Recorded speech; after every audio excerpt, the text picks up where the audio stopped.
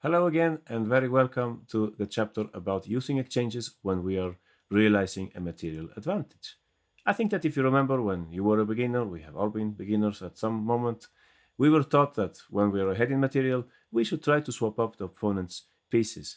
And I think that's a basic rule, but it's still really important. It's very good to keep this in mind whenever we are ahead in material. For example, we are leading by a pawn. In such Under such circumstances, it makes a lot of sense to swap pieces in order to reduce enemy counterplay. And once we're actually able to reach the endgame, usually it's easier to convert an advantage when we have like more control of the position. So I think it's important to keep this in mind. Let's have a look at two different examples about this topic. One of them is a little simpler and another one is more complex. So let's start with a simple one. Here we have a game between Yefimenko playing white and Vaganian with the black pieces. As you can see, we're already far into the middle game, about to move over to the end game. White is right now 2 pawns up. However, you can see that both kings at this point are rather exposed. It's white to play here. As you can see, the bishop on c4 is exposed as well. We cannot really move that bishop.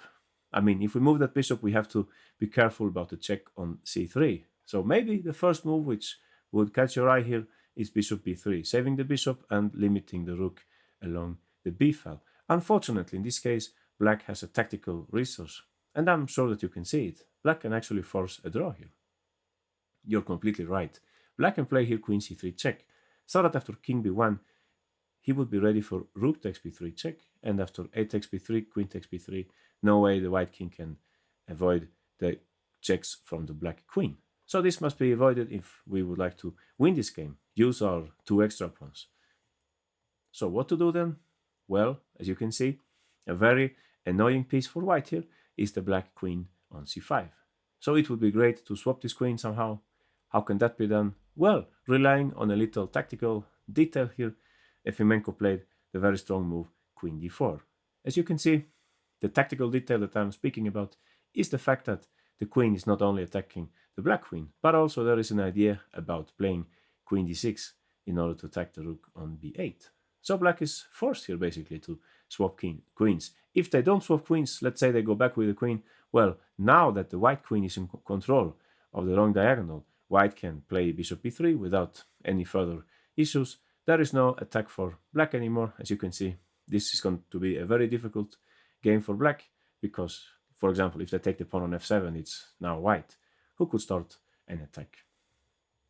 So in the game instead, after queen d4, Vaganian had to take back on d4. As you can see now, actually black will get back one of the pawns by playing here knight takes e4 and king takes f7. That's what happened in the game.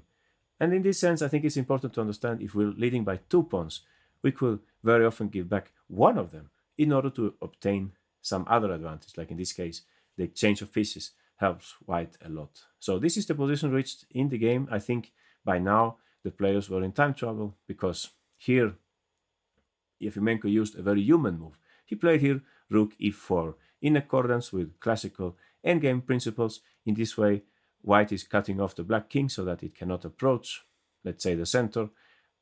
It looks like a very good move, and actually white went on to win later on by pushing the pawn, helping it with the king and so on. However, it turns out that here black could actually have made quite some resistance by playing rook d8.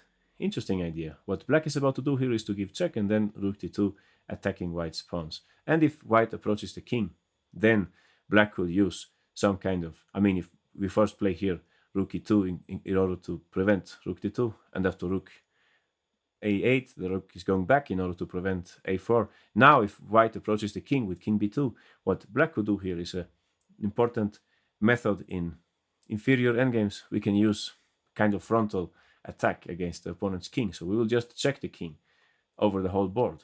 And white is missing the rook, on the fourth rank in order to build a bridge, something like that, because the rook was busy controlling the second file. Anyway, second rank. Anything could happen here. I guess white will still have good winning chances, at least between humans, but objectively speaking, black will have fair drawing chances here. On the other hand, there was a better move here actually. There is this old famous saying that passed pawn should move forward. It doesn't always work that way, but okay, it's good to keep it in mind. a4 was even stronger. white could let the black king approach, let's say king e6. Yeah, because now if black plays in the other way with rook e8, we could just approach our king, because now if there is check on e2, we could play rook c2, right? So black's previous plan doesn't really work here. So they would perhaps play instead here king e6, and white could just improve the king. And later on, I think white should be able to win this. Please notice that this might be somehow drawish against a computer, for example. But between humans, very often endgames, even drawish endgames, are very often won, because as humans, we make a lot of mistakes, right? So it's good to take into account also that fact that drawish endgames are very often won in practice, due to time pressure and so on. So I think actually white should be able to win this game. As you can see, the contrast with the initial position is very stark. If you go back to the initial position, you can see that here there are queens on the board, there are dangers for white, but in this very smooth way, white is able to eliminate all black's counterplay by playing here the nice move, queen d4, swapping the queens, and later on bring the game to a rook endgame in this fact, which is often tending to help the defender at some extent, but still, like we are discussing here, if we start with a4, we will have greater chances of winning this endgame. The black rook is not in the best possible place. It would have been much better placed behind the passed pawn, and, well, some possible continuations here. King a2, if black just waits, we could bring in the king d5, bring back the rook, and after another waiting move, as you can see, black is waiting for the white king to approach. After king b4, rook b7, black would like to continue to give checks here, but we can go this way instead. After king c3, rook a5, king d3, rook a7, rook a2. We have a position very similar to that famous old game. I'm sure you know about it. I think it was Alekhine with white and Capablanca with black, or maybe it was the opposite way.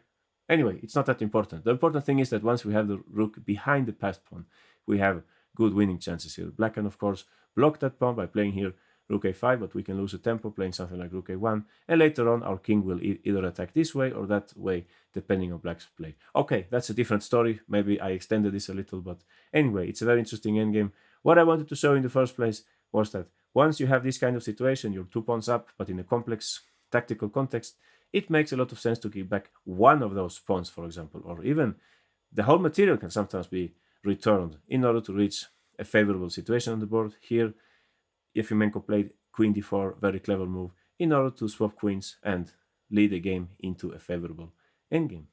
Now I would like to show you another example with the white pieces, Sveshnikov and playing black Daniel King. Here, as you can see, black is a pawn down, but they have quite some counterplay here. You can see that the d-file is open. Black can work on this semi-open d-file. One idea is to play rook d8, try to play knight f4 maybe, put pressure on the pawn on d3. Another idea is to play rook e8 at some point and push e5. So, what do you think white should do about this? Taking into account that we're leading by 1 pawn, what do you think our next move should be? You're completely right. This is a good moment to swap pieces. And that's what happened here. Sveshnikov, who was a very strong attacking player, you can see him from a different facet here. Very technical way of treating this position, knight e3. White is creating some kind of fork against the knight and the bishop. They're not winning material, of course, but they are getting further along the right path of swapping pieces when having a material advantage. If black takes, well, this would be bad business for black, because here you can see actually dynamic exchange. The last kind of exchanges that we will have a look at in this section, white improves their pawn structure in this way, because now they have one more central pawn, and also you can see that the f-file is open. So definitely that is not to black's interest to take on e3 in the game they played here instead, knight f4. Okay, white should hurry to continue with their policy. Knight takes f5, swapping off another piece from black's camp. Queen takes f5, and here we have another move which maybe you would say it's not the most appealing move, it's not the most attractive move, but it's very strong on this occasion. The policy of swapping pieces is the highest priority here, so g3. We weaken our king side, but this helps us to eliminate more pieces, especially this very active knight on f4, so it makes a lot of sense. If black doesn't swap, well, the knight doesn't have a good place, and we will just have the bishop pair, let's say something like d4, rook e1. You could even think about perhaps fianchettoing that bishop, and yeah, definitely white would be better. So in the game, black instead played here knight takes e2. After queen takes e2, rook fd8. The pawn on d3 is a little loose, so it's natural to move it forward. Black tried rook ac8, bring the last piece to the party, and white did the same thing here, mobilizing more pieces to the game. And after the move e6, I would like to ask you for white's next move. What do you think Sveshnikov played here, being a pawn up? Which would be the most logical move? That's right, this is a good moment to offer the exchange of queens. We played here queen e4. As you can see, black is not forced to swap queens. They can do something else, but if that happens, still, we're happy to put our queen in the center. Queens usually like to be there. So maybe black should have played something like queen a5 here or queen somewhere, and still they would have some chances of surviving their pawn down, but they can still fight. Maybe one plan would be to try to push b5, b4 at some moment. However, in the game, king instead played queen takes e4. And after rook takes e4, we're already in the technical phase of the game, but still I think it's interesting to see how the game continued here. Black played rook d7, knight a5. Maybe that's what king had in mind when he swapped queens. Seeing the idea of bringing the knight to c4, black cannot play b3 because the pawn is hanging on c3, right? However, white has a very nice bishop maneuver here. We were talking in the previous section about how to improve our pieces, and I think this is an interesting case. Actually, this diagonal is not that good for the bishop anymore. It should just try to get back to their original diagonal. And how can that be done? Well, using some little tactics here, bishop e7. We're happy to attack that rook at this moment, and then we can bring the bishop to the right diagonal. Black can, of course, attack our pawn, we can just defend it. And as you can see, slowly white will be able to later improve their position, let's say rook d1, b3, c4, and so on. They don't have a problem with the bishop anymore. In the very worst case, this bishop could just go back all the way. And later on we can play b3, bishop b2, and so on. So maybe, just maybe, that's why king swapped queens in order to play knight c4. Possibly this idea of bringing the bishop to the right diagonal wasn't in his calculations at that time. Anyway, rook d7 played in the game. Now there is no bishop e7, so white hurried to play here b3 in order to play here bishop e2. Oh, in fact, they didn't play like this in the game. In the game, it seems Sveshnikov played rook a1. Oh, yeah, that's true. Rook a1 was played in the game. Black played knight a5. White had to play knight e2 in order to prevent knight c4. And black had some counterplay, but in the end, white prevailed in this game. But I think b3 was a clearer path to advantage here. We deny the knight of the c4 square once and for all, and we're ready to play bishop e2 at some point. What could have happened here? Maybe black should try to strike here. Swap pawns is usually a good idea when you're behind in material, unlike, or as opposed to swapping pieces. Swapping pawns is the other way around. The side which is down material, they are usually favored by a less number of pawns on the board. So e5 makes sense here. After d takes e5, rook d3, black gets back the pawn thanks to this double attack against the knight and the pawn. So after king g2, rook takes e3, rook ae1, we would have some kind of technical position here. Black would play rook c2, but we're just in time to meet that by rook 1 e2. And I think sooner or later white should win this game with some good technique. The bishop could go to d6 at some point. A pawn is a pawn, like they say. I'm pretty sure white has good chances of converting their extra pawn into victory.